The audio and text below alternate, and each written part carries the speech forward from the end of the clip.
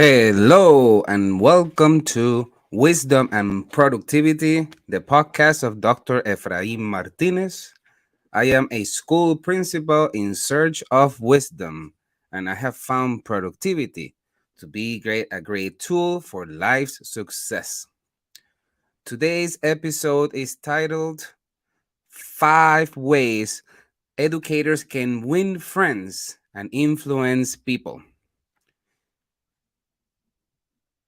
Just realized that title should have something else, like 5 ways how educators can win friends and influence people.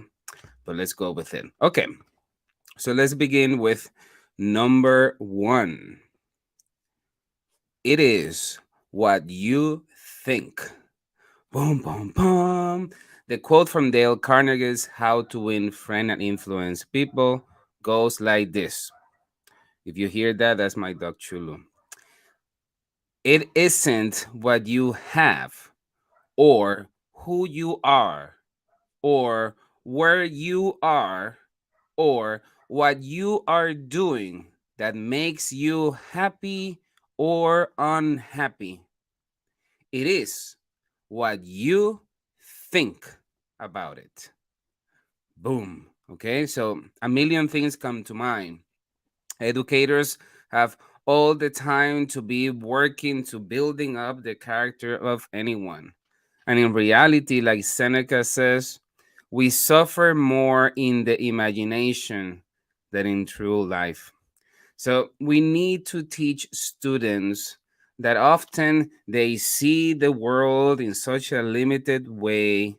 They see a world that is influenced by social media, the ideal world that they think is going to happen at some point in their lives.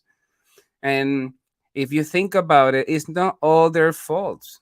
That is the American dream, right? Like we have been sold that happiness is a destination, that at some point in life, when you work hard for 30 years and you're able to survive all the difficulties, that you're going to arrive at a place where happiness is right there waiting for you. That American dream. And that is not true. It's not reality because happiness is not a destination, but a journey. Okay. It is a wave that you must ride, and you must fall and ride again and fall and ride again. And it is through those struggles that one finds moments of happiness. It is so important to teach that to students. Principle number 2, focus in what is really in front of you. So, this is the quote: Don't be afraid of enemies who attack you. Be afraid of the friends who flatter you. So, how can this be applied for educators? I always remember when I was young, I worked for maybe 2 to 3 weeks in the selling of knives. I think they were called Cutco knives, and I think I got trained longer than actually sold the knives. But I remember that they taught us how to cut a 1 cent coin with these super knives that resemble the strength and the value of the knife. And I remember that when they were teaching us on how to do that almost magic trick during the selling attempt, uh, they will always tell us, think about how the customer will feel. Think about how comfortable it's going to be for the customer to cut their desired fruits, vegetables, meat, and cut it with those amazingly swift knives.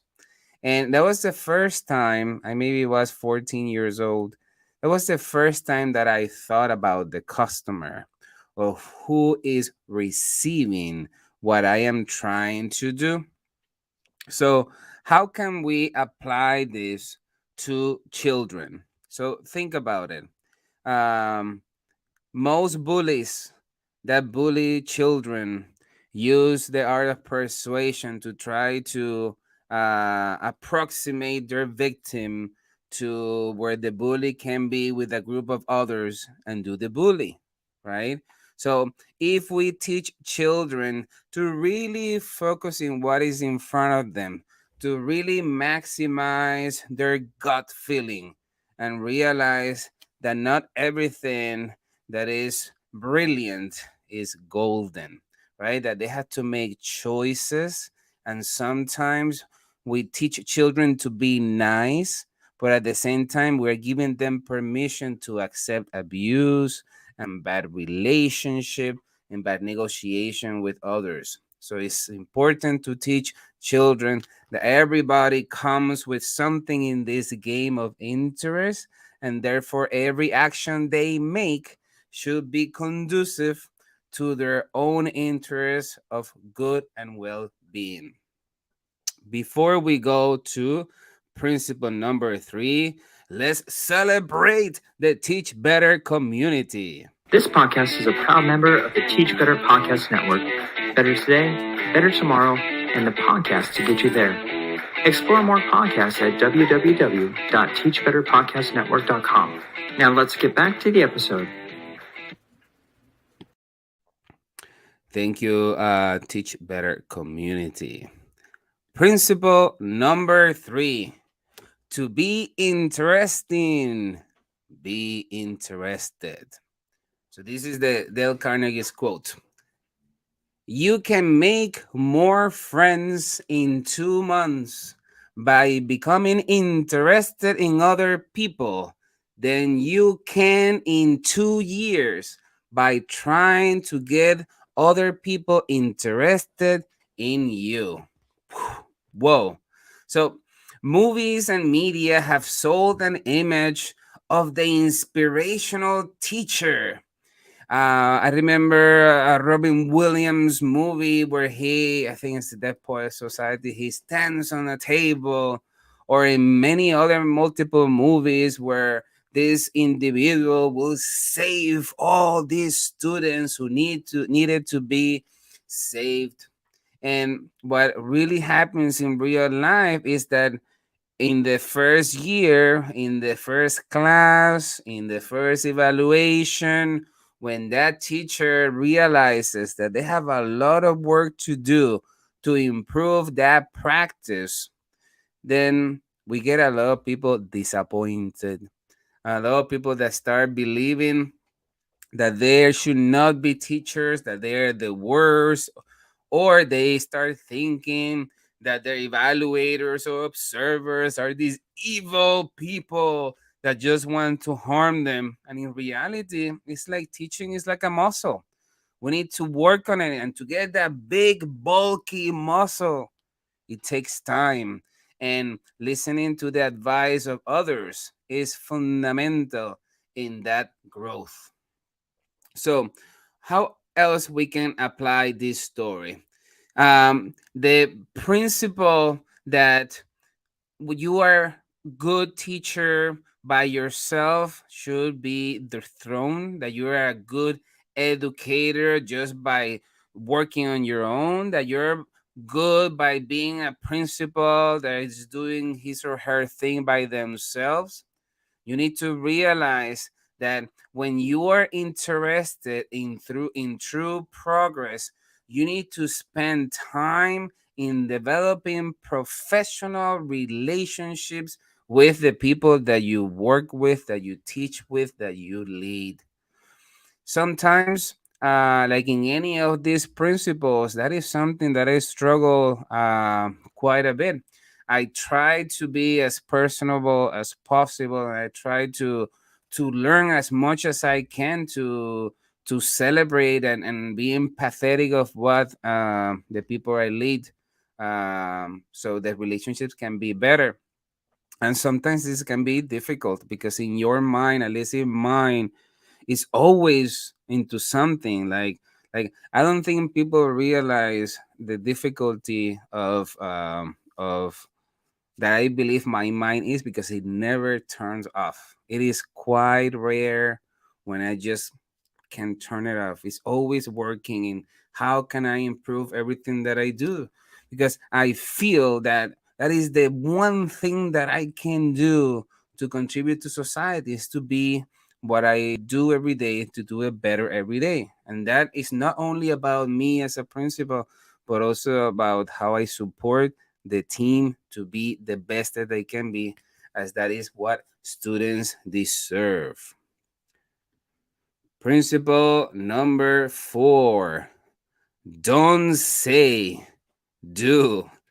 This one is very important. I am not religious, but I remember a quote that I saw or heard somewhere, maybe in a podcast, maybe in a documentary, but it was about religion, which, not being religious does not mean that you are not to know anything about religion, right? You have to, it's just like any other subject. You have to approach it with respect and understanding. So one of the critiques of religion was saying that you do not demonstrate your religion with your prayers or with what you say, but you demonstrate with what you do. So this is the applicable quote of Dale Carnegie that can be applied for educators. Any fool can criticize, complain, and condemn, and most fools do, but it takes character and self control. I'm sorry, I got lost. Okay. But it takes character and self control to be understanding and be forgiven. So, why is this important? It is the easy thing to criticize, complain, and condemn others. It is hard to do something to improve that you are criticizing. Teach this to students. The ones who control society want you exactly there. They want you just criticizing, complaining, and condemning all day long. They want you to be there because that's exactly how you lose all your bandwidth and energy. Instead of spending your bandwidth and energy in activities that will be conducive to real action that provide productive change. Once again, those invisible figures in all aspects of lives that control the game, they want you to criticize, condemn, and judge, to spend all your bandwidth in saying it's wrong, that shouldn't be that way. They want you exactly doing that and not taking the action, educating yourself, collaborating with others to find productive solutions. It is easier to yell, it is much more difficult to act. And finally, principle number 5: smile. The quote of Dale Carnegie is, actions speak louder than words, and a smile says, I like you. You make me happy. I am glad to see you. So, this is such an important principle in any area of education. It is so important, especially and fundamentally, to smile around children because they are looking for attention. You cannot teach a child something if they don't think that you care for them. And you need to do this sincerely because students will be able to notice right away if you're being sincere in your efforts or not. Now, the caveat is this: do not make the same mistake that society has given us, that there's a place where you arrive and everything is perfect, Instagram and Snapchat perfect. That does not exist. Teach the children that through your smile, you're telling them this is good for them, but remind them that the world might not smile back. And that is okay.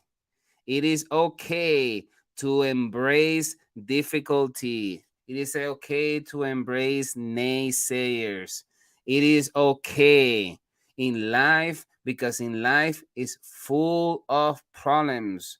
There is not one day that you will not have to deal with a problem. Yet, if you smile, you will encounter a discovery that everything in life is a journey to fix something so we can get to the next step. Teach that to children, and we will for sure have a better humanity. Thank you so much, listeners of the show. It has always been a pleasure embracing you. Thank you. Today is Sunday. I hope that you have a fantastic day. Peace and calm.